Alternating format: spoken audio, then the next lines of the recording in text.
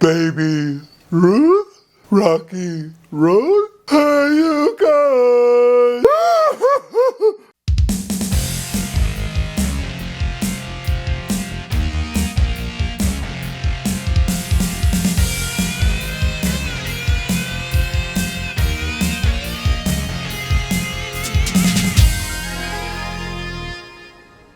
Hey guys, welcome back for the 10th episode of Hot Fresh Popcorn. So I decided for the 10th episode I was going to do my favorite movie of all time, the 1985 smash hit adventure, Goonies.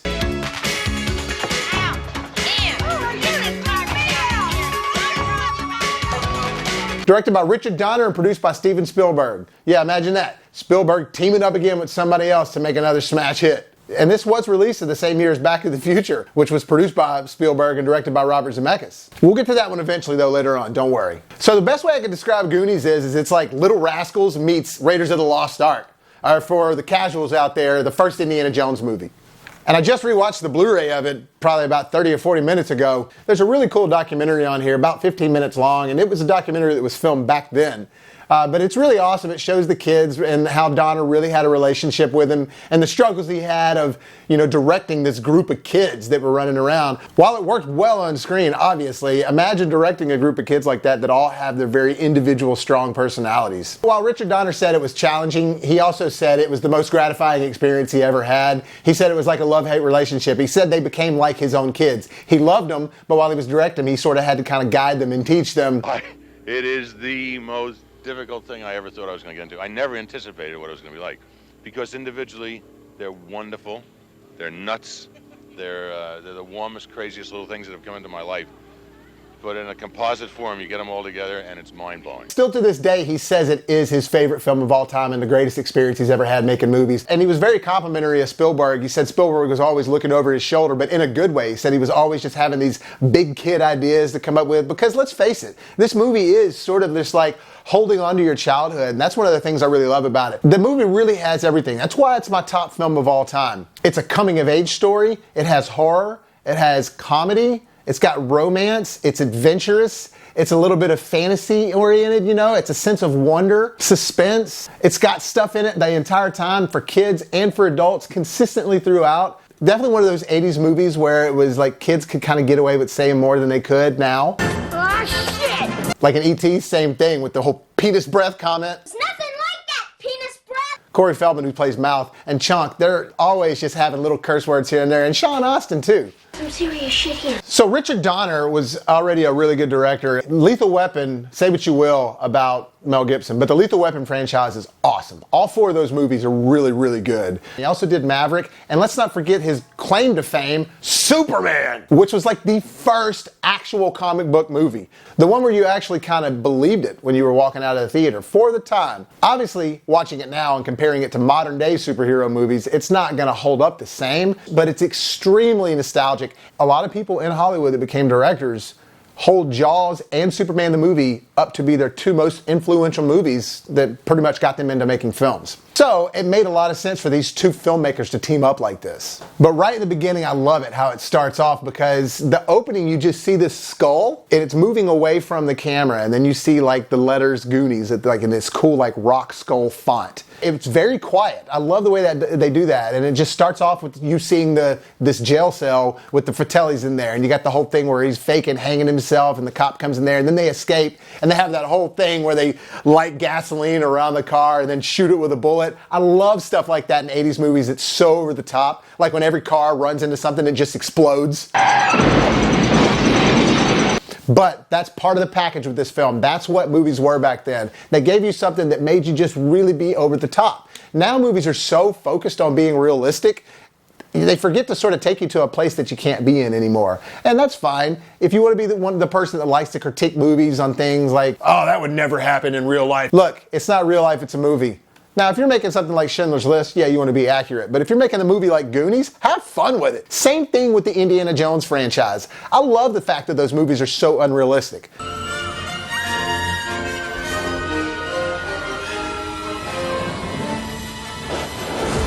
So immediately we're seeing the Fratelli brothers escape from jail, and their mother's helping them escape. Fratelli brothers are Robert Davi and Joe Pantoliano, or Joey Pants as he's called in Hollywood. And the mom is Ann Ramsey.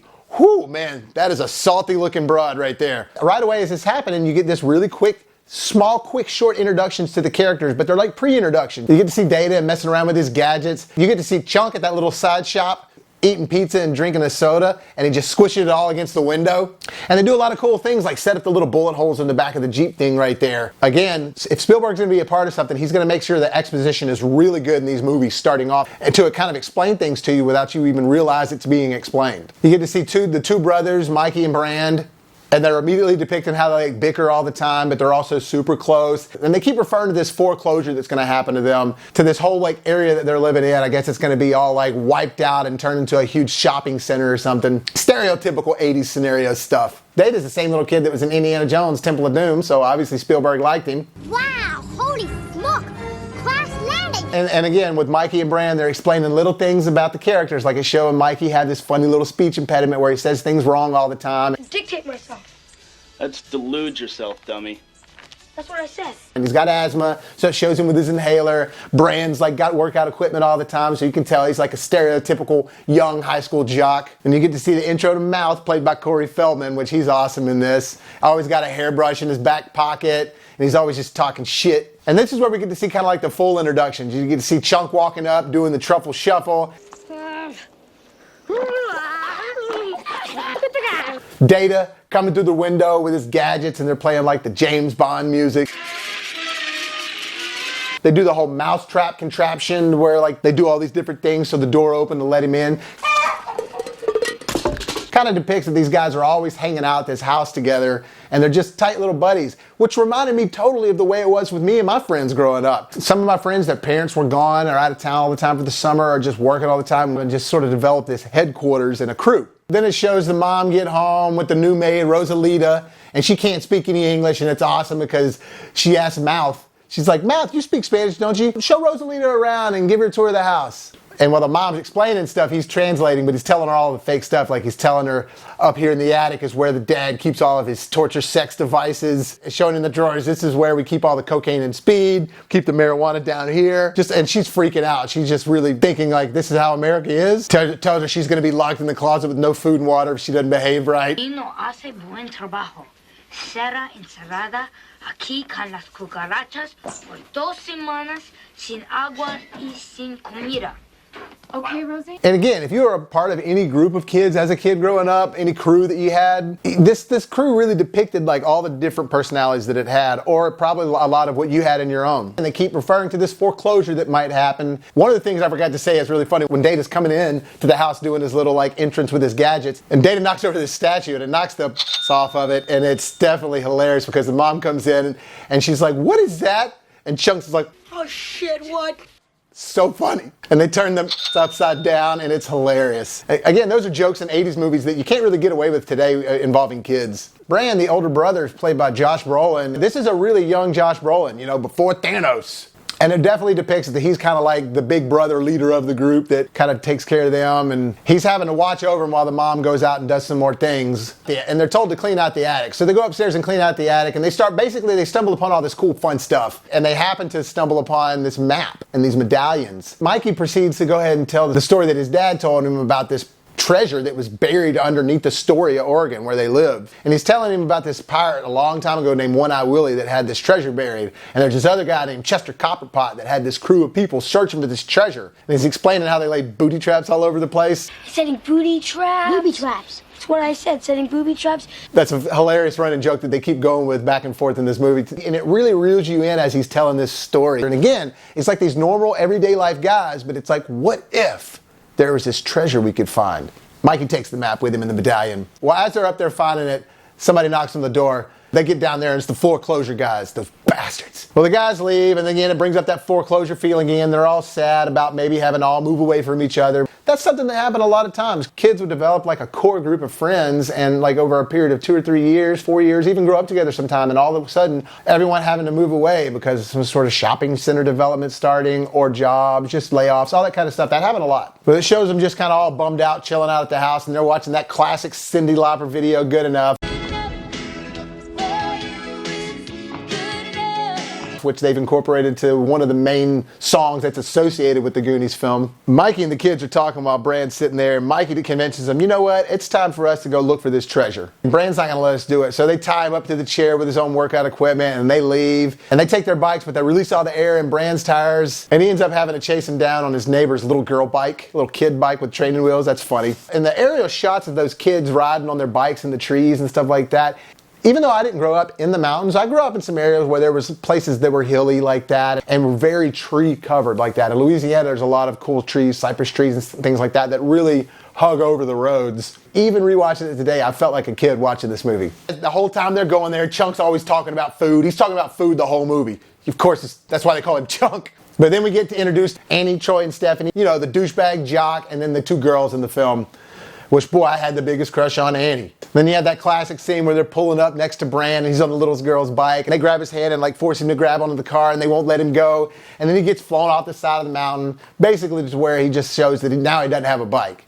So the kids at this point have found like the rocks in the water, that famous scene of the rocks where they're holding up the medallion and the holes match up with the rocks. To find, they just start walking, and they find this like little abandoned lighthouse type restaurant, and they talk about how it should be closed, but there's people there, and they see this Jeep pull up. It's the Fratellis, and it shows them bringing like a body bag in. Well, again, Chunk can't stop talking about food, so he's looking for food everywhere, and as they're creeping up on this house and they're walking in, he sees and goes and finds where that Jeep is parked, and he sees the bullet holes in the back of it, those bullet holes you saw at the beginning of the movie, and he puts it all together, and he's like, oh my God, this is the Fratellis. He's trying to tell them the whole time, but they won't listen, and then the mama comes in there. Ooh, man, she is hideous. And you remember that lady, throw mama from the train? Look, there's a reason they put her in those roles in Hollywood. So at this point, the kids are freaking out. When they're inside this restaurant, it looks very horror movie-esque. I mean, if I was a little kid, I would have been flipping out. And then the mom asks them if they want anything. Of course, the mouth is like I want a villa scallopini and a fettuccine. And I want a bottle of fettuccine in 1981. I want the Villa Scallopini. I want a fettuccine Alfredo. A bottle of fettuccine in 1981. Serve them all this nasty water that looks like that fluid that they started breathing in the abyss. Then Mikey says he's got to go to the bathroom, and that's where he finds Sloth. Here you go! Sometimes people call me Chunk. Audience, you haven't seen Sloth yet. You don't even really know why he's there, but it's just this weird creature. It just adds to this fun fantasy nature of the film that they're looking for a treasure and they stumble upon this kind of odd creature. Well, at that point, Bran actually shows up in the place and he's like, guys, what are y'all doing here? Let's go. We got to get out of here. And as they're leaving, they see the Fratellis starting to leave. And they see him putting his body back into the car. And it makes him kind of think something's up. And so Mikey's telling them all about, guys, they've got an it down there. They got an it down there. So they decide to go back in there. And Annie and Steph join him at this point because they stepped on that rake outside and thought it was going to kill them.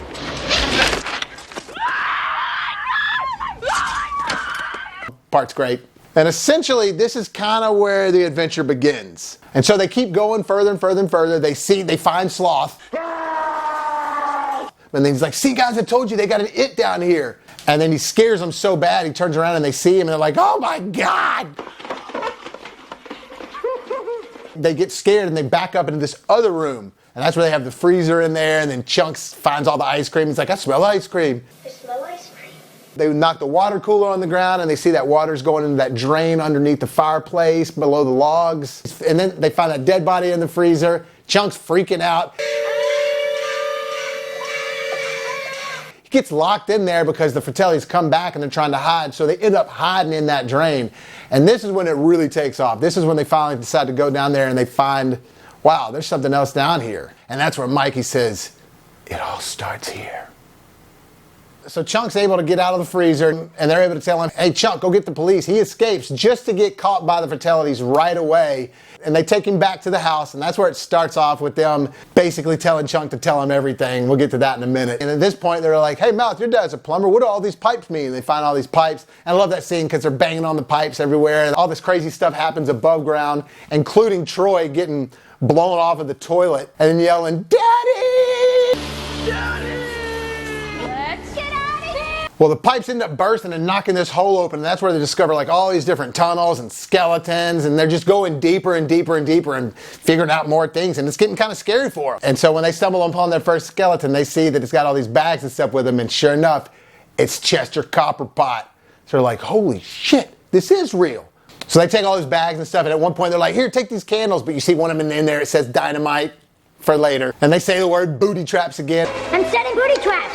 Booby booby traps. That's what I said. Matter of like 10 minutes, it went from these kids playing around when they're waiting for their parents to get home and they're just bored and they stumble upon sort of like this crime thing going on, and then it just turns into like Raiders of the Lost Ark, like an Indiana Jones film. And then they find the bats come out, and the bats find their way all the way back to that drain under the fireplace into the building, and that's where they come out. Fratellis realize they're into there and they need to go after them. But right before they're doing all this is where Chunk is in there, and there's like, all right, so tell us everything. And he's like, everything?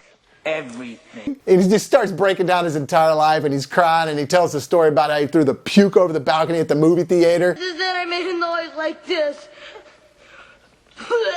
Man, that kid was hilarious. What a phenomenal kid actor. Totally believable. So now that the Fratellis are chasing him, they've locked Chunk in with Sloth. You get to see their relationship start to form, which is great and precious. A new twist at every turn, and something new popping up, and a new obstacle, and a new booby trap. You mean booby traps? That's what I said. Booby traps. Booty trap. It's kind of like you're on a ride. Like every time they're moving forward, they get into something cooler and some new open area, this new set that's awesome. So at this point, they find the fountains, and that's where we get the great lines that we all love.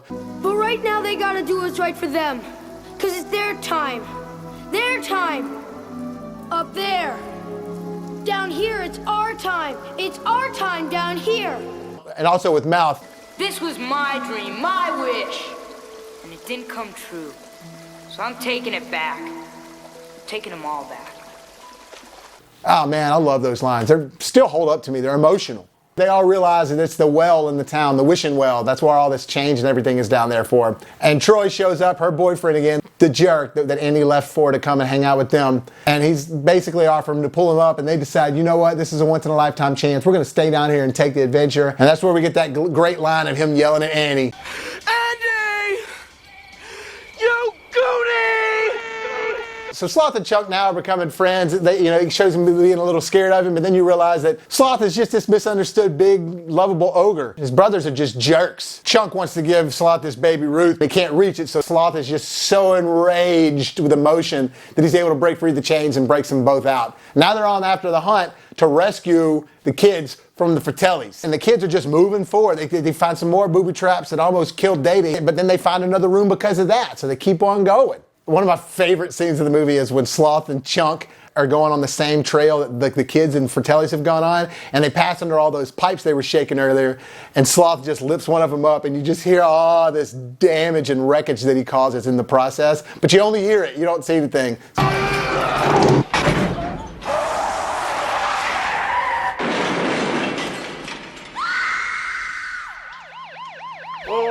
Classic. And Annie does her little kiss with Mikey in the dark, and she thinks it's Brand. She's kissing his little younger brother. Annie. But the Fratellis actually catch up with him, and they see him, and they got another new awesome set that they're on. There's this waterfall and a log going through, and they got a crossover. And of course, Data comes back in the hand, and he's got slick shoes, guys, slick shoes. I got a great idea, you guys. Slick shoes. They both fall over and smash on their nuts. I love it when Robert Davi's like, you always liked him better than me, Mom, didn't you? That's right. And she just slaps him. Always take his side, man, right? You always liked him better than me. That's right. So they make it out of that little situation from the Fratellis, and then they're on this like piano made out of bones, and it's got all these skeletons above it. This is where Annie comes into play. She took piano lessons. She has to like read the music and play the bones. She has to play the right bones or they're gonna die. And all the floors keep on dropping out around them. Finally she plays it right, and they're able to make it across the door. It's great, but it's pretty creepy. I remember as a kid being like, oh my God, you better hit the right note. And this is where they reach the ship, and it is awesome. So these kids are just hanging out together with one of their houses, all bored, decided to ride their bikes somewhere, find this little restaurant area that has criminals in it. They find a drain, go down in there. Meanwhile, there's this creature that they're keeping hidden in there. Then they stumble upon different waterfalls, dead people, a pirate ship. Oh my God. Oh, wow. So you see all kinds of cool stuff. They're walking around there. You get to see they see this room with all these people and this little wooden thing above them, and they smash through it, and it brings them come up through a treasure chest, and lo and behold, there it is, the honey pot. They got it all, man. There's gold, rubies, diamonds, emeralds, everything you could possibly think of in there. And One-Eye Willie's in there too. He's chilling. And you get this cool scene where Mikey's really awesome because he's an emotional kid. And you get this cool scene where he's talking to One-Eye Willie, and he's having this one-on-one with him. Hi, Mike Walsh. You've been expecting me. It's a little emotional. Again, it gets the audience really wrapped up. Every time Mikey has speeches, you get really into it. And at the end of his speech, Mikey lifts up One Eye Willie's patch and you get to see it for a second and it's kind of like, ooh. Ooh. His friends and brother are all watching the whole time and they see how he really felt and they're like, it's all right, let's get this stuff, man. And they pack a bunch of jewels in their pockets and they're like, let's get out of here before the Fratellis get here. But as soon as they walk out, the Fratellis are there waiting for them. And they throw all their jewels down on the floor and Mouth has that part, she's pulling the pearls out of his mouth and he keeps on spitting out jewels. Oh my God. And they're about to make him walk the plank. Annie's already been tossed overboard and Bran jumps down there and saves her, you know, the romance. But then Sloth and Chuck show up.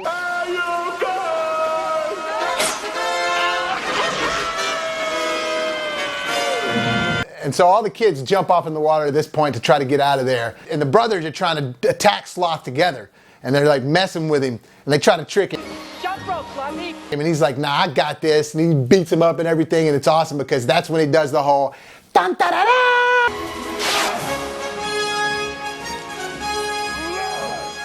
We're in deep shit now, Francis. A little nod for Richard Donner to throw a plug of his own film in there. I thought that was awesome. And you actually hear the Superman theme for just a second. So he beats the brothers up and then he goes back to the mom and she's like trying to calm him down and say, no, no, no. And he's like, Mama. And she starts singing Rockabye Baby to him. And when she says the baby will drop, he remembers that he was dropped on his head. And she's like, oh, I only dropped you once. I only dropped you once. I only dropped you once.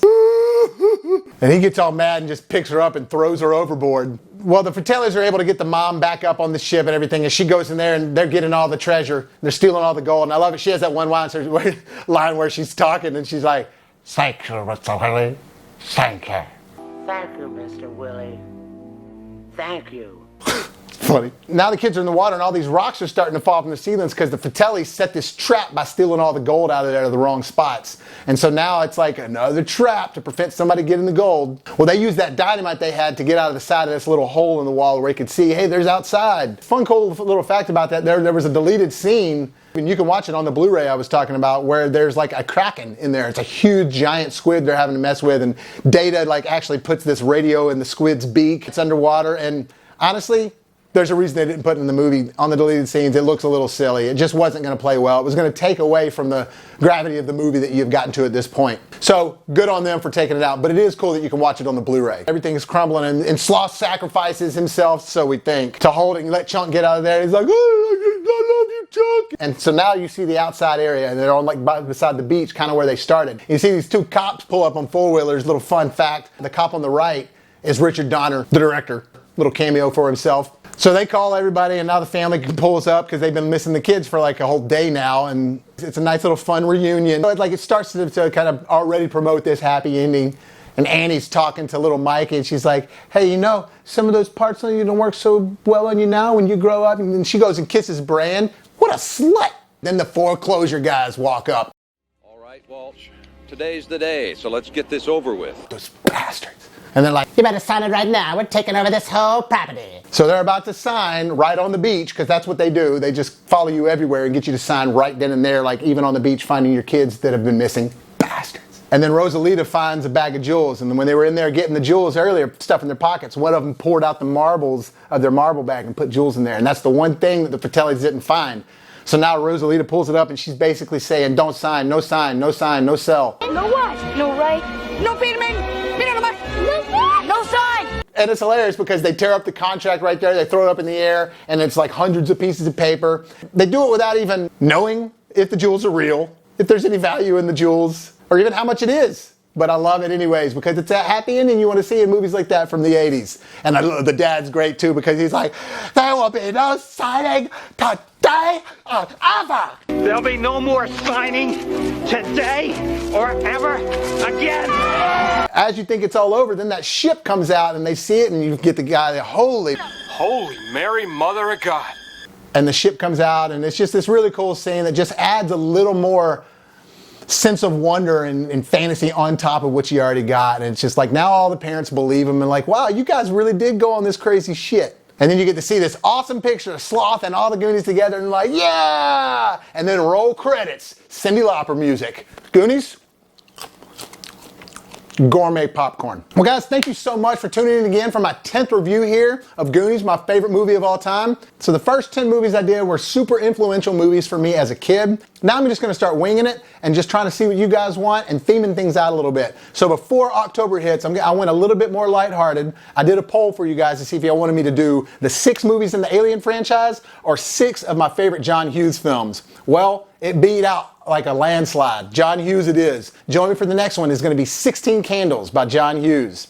And please remember to like and subscribe to this video. Just passed 100 subscribers over the weekend. Anything you guys can do to help me boost that would be awesome. I love y'all so much. Thank you for tuning in. Be sure to look for BrassReel Brothers on Facebook. You can find me, BrassReel Bobby, at BrassReel on Twitter. Also, Bobby Williams on Facebook. And if you're liking this, tell your friends about it. And remember, if life gives you lemons, make some hot, fresh popcorn. See you guys. Rocky Road?